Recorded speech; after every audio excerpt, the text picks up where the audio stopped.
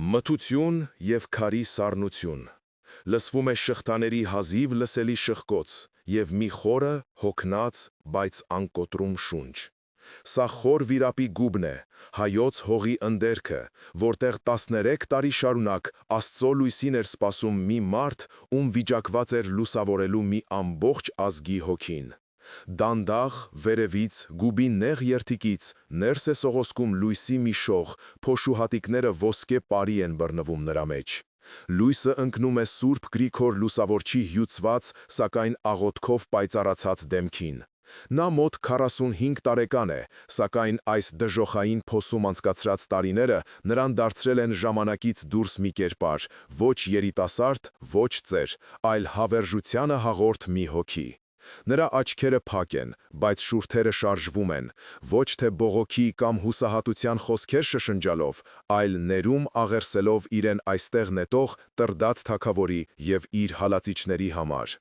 Պատմության այդ խորին ժամանակներում, երբ աշխարհը դեռ հեթանոսական մշուշի մեջ էր, մի փոքրիկ ժողովուրդ Արարատի ստորոտին կանգնած էր ընտրության առաջ՝ լուծարվել հզոր կայսրությունների մեջ, թե գտնել իր փրկության ճանապարհը։ Այդ ճանապարհը լուսավորվեց ոչ թե թրով ու զենքով, այլ այս մարդու աներեր հավատքով, որը հրաշքով ողջ մնաց օձերով լի գուբում։ Եվ երբ նա դուրս եկավ այնտեղից, ոչ թե վրեժի, այլ բժշկության խոսքը բերեց իր շուրջերին, և հայոց աշխարհը, թագավորով ու ժողովրդով, մկրտվեց Արաքսի ջրերում, դառնալով աշխարհում առաջինը, որ Քրիստոսի լույսն ընդունեց որպես պետական հավատք։ Ջան բարեկամներ, եթե սիրում եք այսպիսի սուրբ պատմություններ, որոնք մեր ազգի հոգու հիմքն են, բաժանորդագրվեք մեր ալիքին և սեղմեք զանգակի կոճակը, որպեսզի բաց չթողնեք մեր հոգևոր զրույցները։ Աստծո անունով մենք չպետք է մոռանանք մեր հոգևոր փորձառությունները, քանզի դրանք են մեր արմատները։ Եվ մինչ մենք կշարունակենք, խնդրում եմ մի պահ մտածել և կիսվել մեկնաբանություններում, ո՞րն է եղել ձեր կյանքի այն դժվարին պահը, երբ զգացել եք, որ Աստծո հրաշքը կամ անբացատրելի միջամտությունը փրկել է ձեզ կամ ձեր հարազատին։ Այդ օրը, հայոց մկրտության օրը, սկիզբ դրվեց ոչ թե պարզապես մի կրոնական կառույցի, այլ մի հոգևոր տապանի կառուցմանը։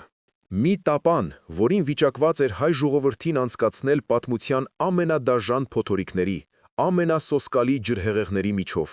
Այսօր մենք միասին կբացենք այս սրբազան տապանի դռները և կփորձենք հասկանալ, ինչպես այն դիմացավ 2000-ամյակի փորձություններին, երբ թվում էր, թե ամեն ինչ կորած է։ Մենք կխոնարհվենք ոչ միայն Սուրբ Գրիգոր Լուսավորչի, այլև Սուրբ Մեսրոպ Մաշտոցի առաջ, ով Աստծո շնորհով կերտեց մեր գրերը, դրանք վահան դարձնելով ձուլման դեմ։ Կոգեշնչվենք Սուրբ Վարդան Մամիկոնյանի սխրանքով, ով իր զորքի հետ նահատակվեց հավատքի կանթեղը վար պահելու համար։ Կլսենք Սուրբ Ներսես շնորհալու իմաստուն խոսքը, որը դարերի միջից մեզ միասնության կոչ է անում։ Եվ կհիշենք այն անանուն հազարավոր քահանաներին, կաթողիկոսներին և հասարակ հավատացյալներին, որոնք իրենց կյանքի գնով պահպանեցին այս տապանը։ Նրանց աղոթքներով, նրանց արդյունքներով ու արյամբ է սնվել մեր հավատքի ծառը։ Տապանը կառուցված էր, նրա փայտը սրբացել էր նահատակների արյամբ ու մկրտության ջրով, սակայն ծովը դեռ հանդարտ էր։ Բայց հորիզոնում արդեն սկսել էին հավաքվել առաջին ամպերը,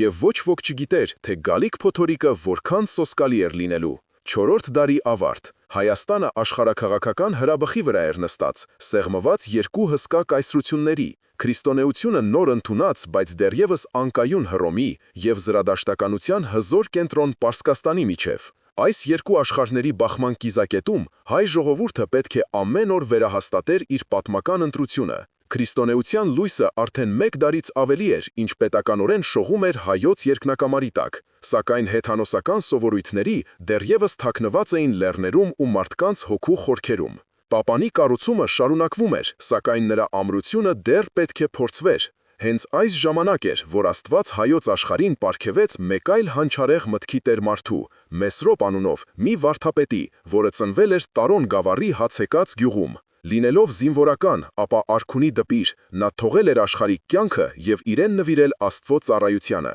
Սակայն նրա հոգին անհանգիստ էր, նա տեսնում էր, որ հայ մանուկները Աստծո խոսքը սովորում են օտար, հունարեն կամ ասորերեն լեզուներով, որոնք անհասկանալի էին ժողովրդի մեծ մասի համար։ Նա զգում էր, որ առանց սեփական գրերի, առանց մայրենի լեզվով հնչող աղոթքի, հայ ժողովրդի հավատքը միշտ խոցելի է լինելու, և ձուլման վտանգը միշտ կախված է լինելու ազգի գլխին։ Այս սուրբ մտահոգությամբ լցված Սուրբ Մեսրոպ Մաշտոցը Սահակ Պարթև կաթողիկոսի օրհնությամբ և Վռամշապուհ արքայի աջակցությամբ ձեռնամուխ եղավ մի գործի, որը թվում էր անհնարին։ Իր աշակերտների հետ նա ճանապարհ ընկավ դեպի ասորիքի գրագիտության հայտնի կենտրոններ՝ Եդեսիա և Ամիդ։ Նա ուսումնասիրում էր տարբեր այբուբեններ, խորհրդակցում գիտունների հետ, աղոթում օր ու գիշեր, խնդրելով Աստծուց լուսավորել իր միտքը։ Նրա հետ էին նրա հավատարիմ աշակերտները՝ Հովսեփ Պաղնացին և Կորյունը, երիտասարդներ, որոնց սրտերը այրվում էին նույն սուրբ կրակով։ Նրանք տեսնում էին իրենց ուսուցչի տքնանքը, նրա անքուն գիշերները,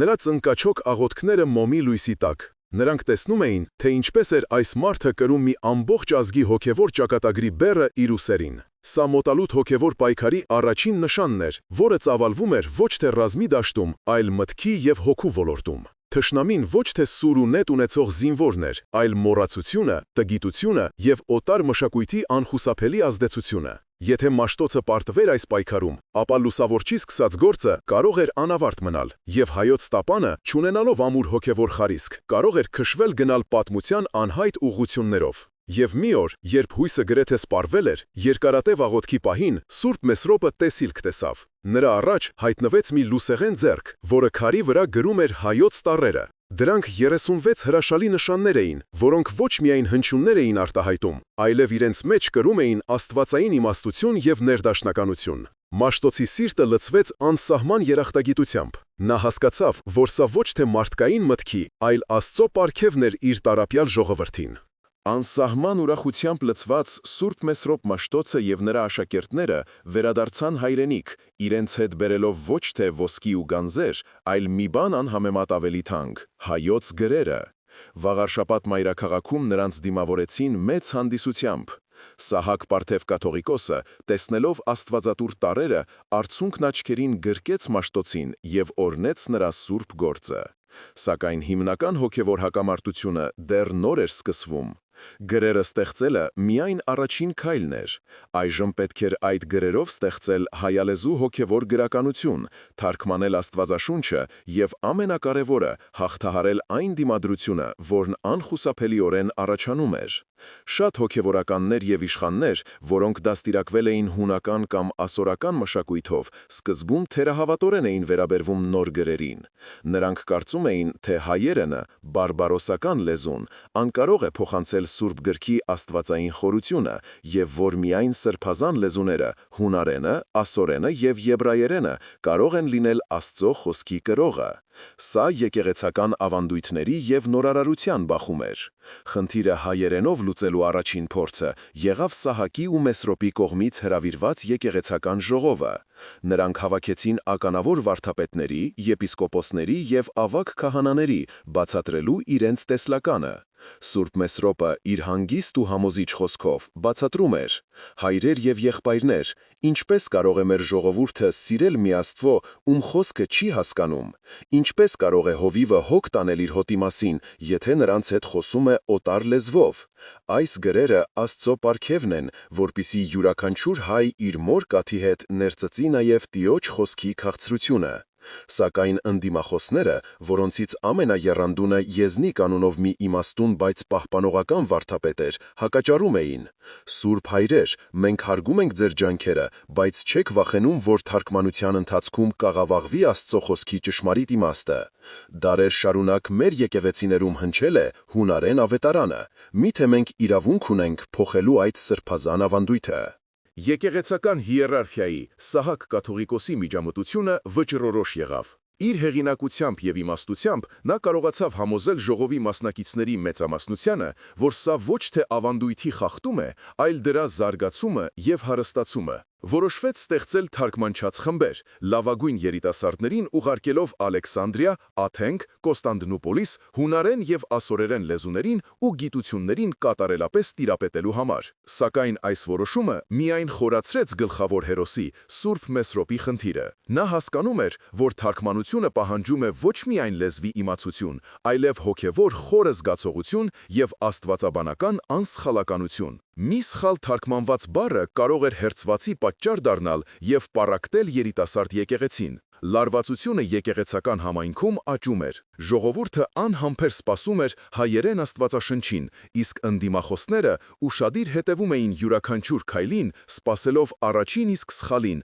որպեսզի ապացուցեն իրենց ճշմարտացիությունը։ Տապանի պատերի ներսում սկսվել էր մի լուր, բայց վճռական պայքար, ոչ պակաս կարևոր, քան արտաքին թշնամիների դեմ մղվող ճակատամարտերը։ Թարգմանչած առաջին խմբերը ոգևորությամբ լցված սկսեցին իրենց աշխատանքը, սակայն խնդիրը զգալիորեն բարդացավ, երբ նրանք բախվեցին առաջին լուրջ դժվարությանը։ Հայերենը, լինելով հարուստ եւ պատկերավոր լեզու, պարզապես չուներ այն աստվածաբանական եւ փիլիսոփայական բառապաշարը, որը դարերի ընթացքում մշակվել էր հունարենում։ Ինչպես թարգմանել այնպիսի բարդ հասկացություններ, ինչպիսիք են համագոյություն, միասնեություն, բնություն, առանց աղավաղելու դրանց նրբին իմաստը, որոնց շուրջ բուռն վեճեր էին ընթանում ողջ քրիստոնյա աշխարհում։ Առաջին թարգմանությունները, որոնք կատարվեցին ասորերենից, թերի էին եւ երբեմն նույնիսկ սխալ։ Երբ այս նախնական տարբերակները սկսեցին տարածվել եկեղեցիներում, ընդդիմախոսները Եզնիկ վարդապետի գլխավորությամբ ստացան իրենց ձեռքն ընկած հաղթաթուղթը։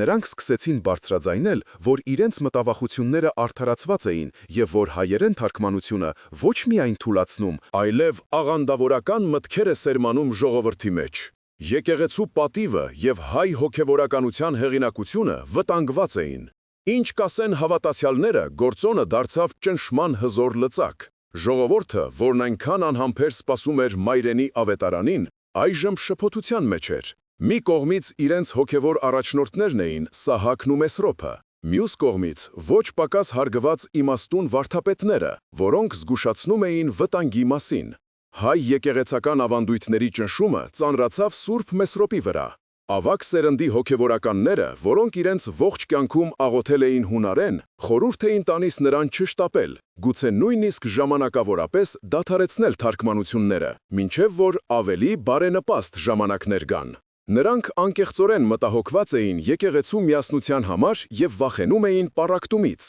Մի երեկո, երբ Մաշտոցը մենատ աղոթում էր իր խցում, նրա մոտ այցելեց Սահակ կաթողիկոսը։ Նրա դեմքը հոգնած էր եւ մտահոգ։ «Մեսրոպ, եղբայր իմ», ասաց նա հոգոց հանելով։ Լուրեր են հասնում, որ որոշ գավառներում քահանաները հրաժարվում են ընդունել նոր թարգմանությունները։ Ժողովուրդը երկու խմբի է բաժանվել։ Մեր սկսած գործը, որ պիտի միավորեր մեր ազգը Աստծո խոսքի շուրջ, կարծես թե պառակտման պատճառ է դառնում։ Գուցե ճիշտ են ասում հայրերը, գուցե պետք է սպասել։ Այդ պահին Սուրբ Մեսրոպը գիտակցեց խնդրի իրական մասշտաբները։ Խնդիրը ոչ թե պարզապես տեխնիկական էր, ճիշտ բառեր գտնելը, այլ շատ ավելի խորը, հոգեբանական։ Նա պետք է ոչ միայն թարգմաներ գիրքը, այլև հաղթահարեր մարդկանց մտքում արմատացած վախը, նորի նկատմամբ, կոտրեր օտարամոլության դարավոր սովորույթը։ Նա հասկացավ, որ միայնակ չի կարող հաղթահարել այս խոչընդոտը։ Նրա հույսը, իր աշակերտները դեռևս օտար երկրներում էին,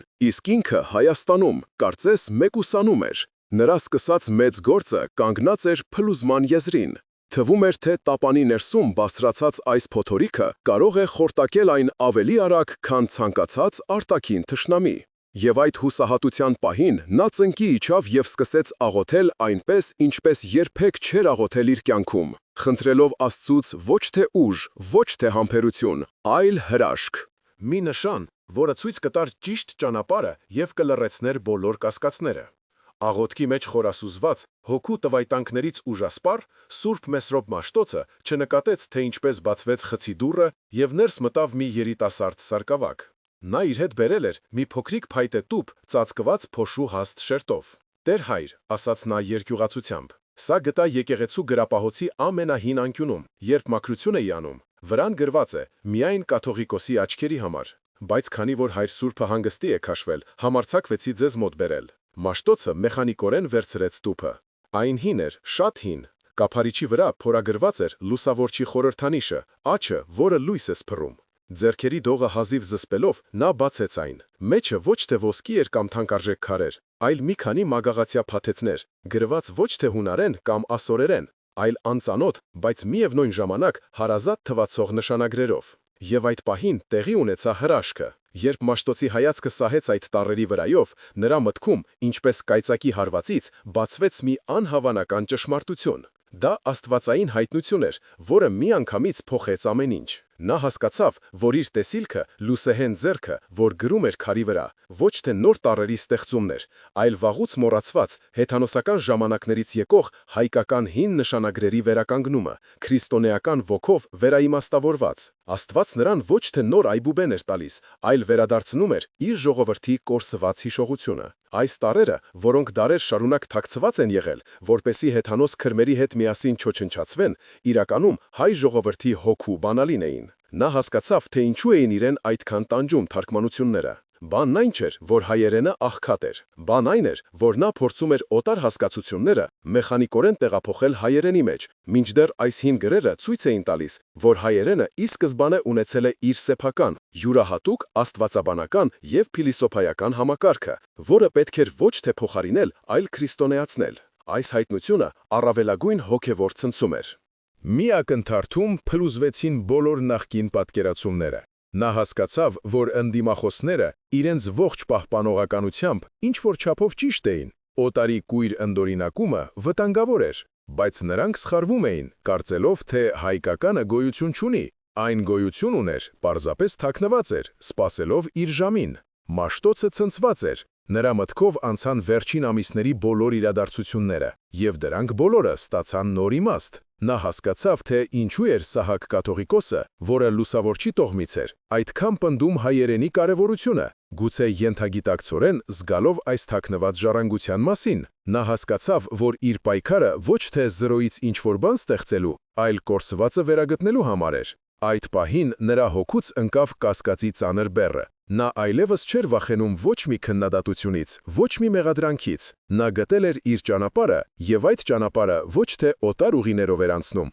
այլ իր սեփական ժողովրդի հոգու խորքերով։ Նա գիտեր, որ այսուհետ թարգմանությունը պետք է լինի ոչ թե բառացի, այլ ստեղծագործական, հայկական մտածողությանը եւ ոգուն համահունչ։ Նա պետք է ստեղծեր ոչ թե հունարենի կամ ասորենի կրկնօրինակը, այլ հայալեզու, հայահունչ եւ հայամիտ քրիստոնեական գրականություն։ Այդ գիշեր տապանի ներսում փոթորիկը հանդարտվեց եւ ծագեց նոր հայատար արշալույսը։ Հաջորդ առավոտ Սուրբ Մեսրոպ Մաշտոցը, իր հետ վերցնելով հին մագաղատները, ներկայացավ Սահակ Պարթև կաթողիկոսին։ Ամբողջ հայ եկեղեցական համայնքի արձագանքը կախված էր այս մեկ մարդու, լուսավորչի շառավղի խոսքից։ Երբ Մաշտոցը բացեց նրա առաջ հայտնության գաղտնիքը, ցույց տվեց հին նշանագրերը եւ բացատրեց դրանց աստվածային ծագումն ու ազգային նշանակությունը, կաթողիկոսի դեմքը սկզբում արտահայտում էր անսահման զարմանք, ապա խորը հուզմունք եւ վերջապես պայծառ ուրախություն։ Նա հասկացավ, որ իր նախնիների աղոթքները լսելի են եղել եւ որ Աստված չի լքել իր ժողովրդին։ Սկսվեց եկեղեցական հարաբերությունների եւ համոզմունքների արմատական վերանայում։ Կաթողիկոսը անմիջապես հրավիրեց երկրորդ, այս անգամ արտակարգ ժողով։ Երբ Մաշտոցը ներկայացրեց իր գյուտը եւ դրա աստվածային հաստատումը, դահլիճում սկզբում խորը լռություն տիրեց, ապա այն փոխարինվեց զարմացական բացականչությունների եւ ուրախության շշուկների։ Այն հոգևորականները, որոնք մինչ այդ տատանվում էին, այժմ դարձան Մաշտոցի ամենաջերմ պաշտպանները։ Նրանք հասկացան, որ սա ոչ թե հեղափոխություն էր ավանդույթի դեմ, այլ ընդհակառակը վերադարձ դեպի իսկական խորը արմատները։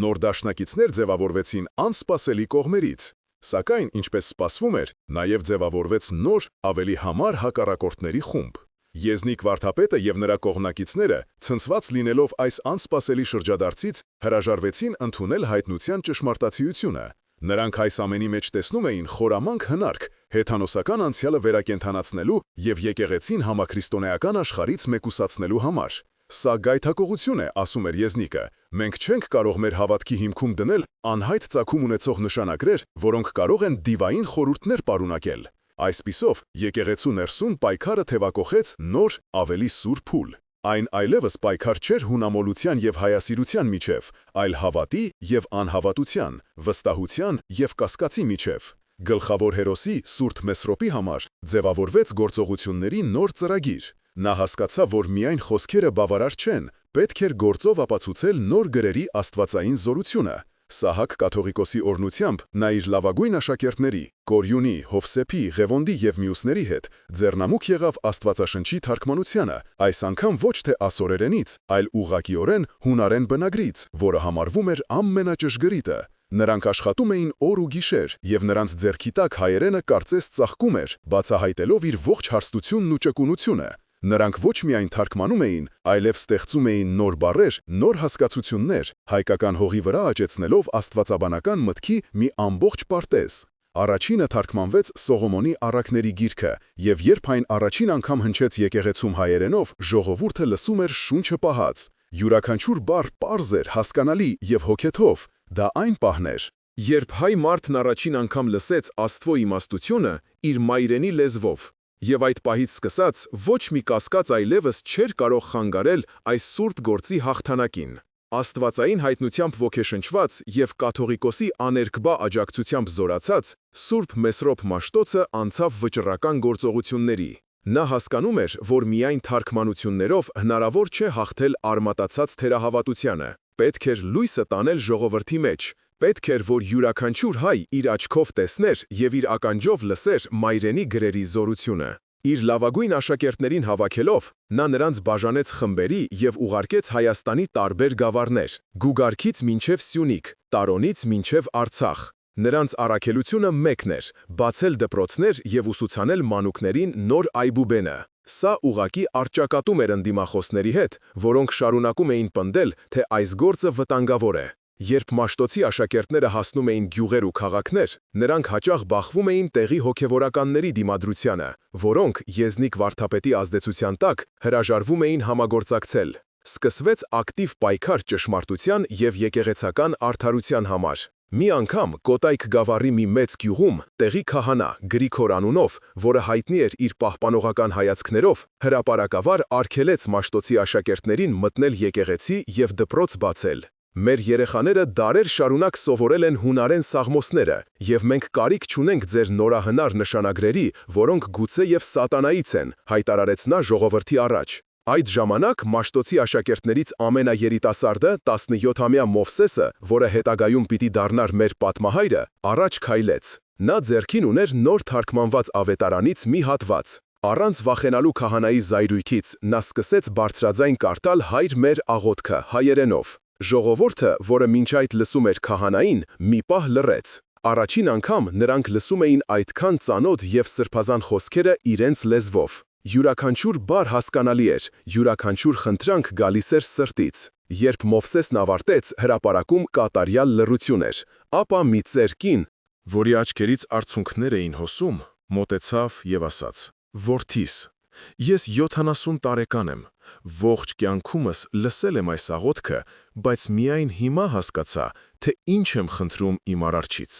Այս խոսքերը կայծակի պես հարվածեցին ժողովրդի սրտերին։ Մարդիկ սկսեցին շշնջալ, եւ նրանց հայացքները քահանայից տեղափոխվեցին դեպի երիտասարդ Մովսեսը։ Գրիգոր քահանան, տեսնելով, որ պարտվում է այս հոգևոր պայքարում, զայրույթից կարմրեց, բայց այլևս ոչինչ չէր կարող անել։ Ժողովուրդն իր ընտրությունը կատարել էր։ Այդ օրը գյուղում բացվեց առաջին դպրոցը, եւ տասնյակ երեխաներ սկսեցին սովորել Մաշտոցի տարրերը։ Այսպիսի հոգևոր ճակատամարտեր տեղի էին ունենում ողջ Հայաստանում։ Մաշտոցի աշակերտները, թարգմանիչները դարձել էին լույսի զինվորներ, որոնք սիրով, համբերությամբ եւ Աստծո խոսքի զորությամբ հաղթահարում էին տգիտության եւ կասկածի խավարը։ Հայոց գրերի լույսը արդեն տարածվել էր երկրի մեծ մասում, սակայն ընդդիմախոսների վերջին եւ ամենաամուր բաստիոնը մնում էր Վաղարշապատ մայրաքաղաքը։ Եզնիկ վարդապետը, օգտվելով իր հեղինակությունից,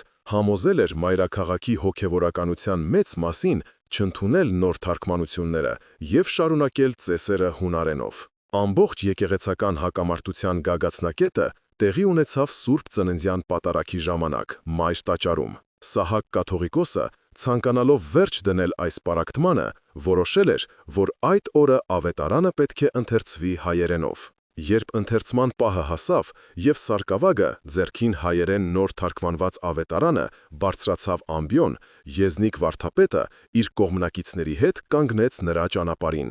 Հայր Սուրբ, դիմեց նա կաթողիկոսին բարձրաձայն, որպեսզի բոլորը լսեն, մենք չենք կարող թույլ տալ, որ Աստծո տանը պղծվի Աստծո խոսքը։ Մենք պահանջում ենք, որ ավետարանը հնչի այն սրբազան լեզվով, որով այն ստացել ենք մեր հայրերից։ Տաճարում մահու լռություն տիրեց։ Բոլորի հայացքները ուղղված էին կաթողիկոսին և Մաշտոցին։ Սա վճռորոշ պահն էր։ Եթե կաթողիկոսը նահանջեր, ապա հայոց գրերի գործը կդատապարտվեր պարտության։ Այդ պահին Սուրբ Մեսրոպ Մաշտոցը, որը մինչ այդ լուր կանգնած էր խորանի մոտ, առաջ եկավ։ Նա ոչ թե զայրացած էր, այլ անսահման տխուր։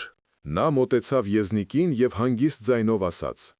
«Եղբայր Եզնիկ, իմաստությունդ մեծ է և հավատդ ուժեղ, բայց ասա ինձ, խնդրեմ, եթե մի հայր իր որդուն նամակ գրի, որ լեզվով կգրի, իրեն հասկանալի, թե որդուն հասկանալի»։ Եզնիկը շփոթվեց այս անսպասելի հարցից։ «Իհարկե, որդուն հասկանալի լեզվով», մրմնջաց նա։ «Ապա ինչու ես կարծում», շարունակեց Մաշտոցը,